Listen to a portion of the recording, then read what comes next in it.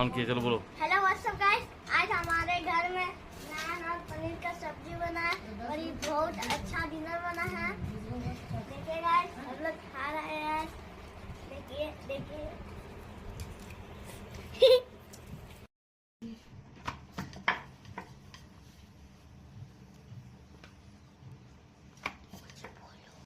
हल्का हल्का कड़ा कड़ा होगा, हल्का हल्का बेलिए मम्मी बेलिए।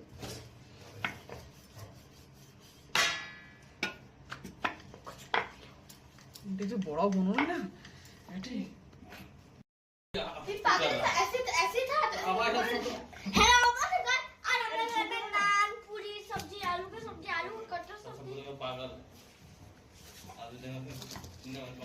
वाइट वाइट दाल खा देंगे ना। सीरियल तो बेसी बकवा दूध छपड़ के बुता काट ले। मैं आग वाला बनाता हूँ, हम खाएंगे। क्या बनाएगा? आँख वाला कर रहा है।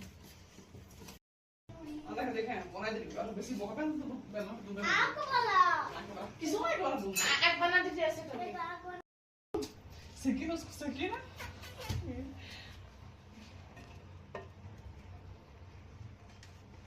अरे छुआस ना तो मैं करन मार दूं।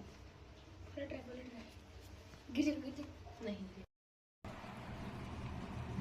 ऊपर से लीजिए, ऊपर से तब अच्छा रहेगा। ऊपर से लीजिए नहीं, हाँ वैसे लीजिए तब ना सीखिएगा तो मान लेना।